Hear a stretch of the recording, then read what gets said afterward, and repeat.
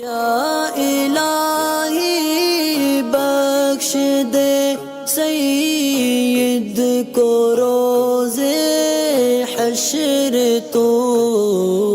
अच्छा, राशिद भाई कह रहे हैं कि वॉइस ओवर की जॉब करना कैसा है। आजकल जैसे होता है कि यूट्यूब के ऊपर वीडियो के अंदर किसी और की वॉइस होती है, अगर उसकी वॉइस अच्छी होती है तो वो चैनल के लिए अपनी वॉइस देते हैं या दूसरी मामलात के लिए वॉइस देते हैं। तो वॉइस ओवर की जॉब करना जबकि जायज़ तरीके से हो तो इसमें कोई हर्ज वाली बात नहीं है, ये हो सकता है और इससे जो है आमदनी भी कमाई जा सकती है अगर जनरल चीज़ें, फैक्ट वाली चीज़ें बताई गई हों।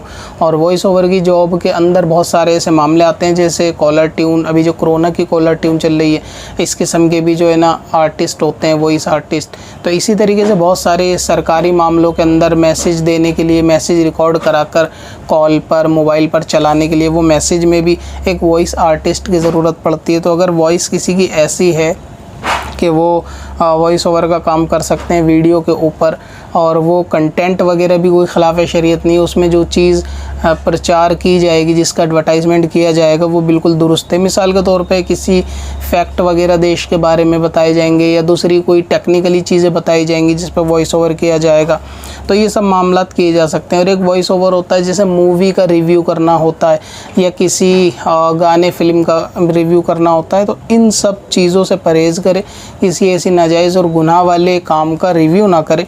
बाकी जायज़ तरीके का वॉइस ओवर करे, चाहे वो किसी प्रोडक्ट के फैक्ट बताए या किसी कंट्री के बताए या कोई भी और दूसरे जायज़ मामलात से बताए, या फिर वॉइस ओवर की ऐसे जॉब किसी इदारे के अंदर करे कि जो वॉइस का इस्तेमाल करते हैं। तो इन सब सूरतों में वॉइस ओवर का काम किया जा सकता है। नाजायज़ होने की सूरत वही है कि जहाँ पे नाजायज़ वाला मामला हो। कब से अपनी खताओं का शुमारा जाएगा।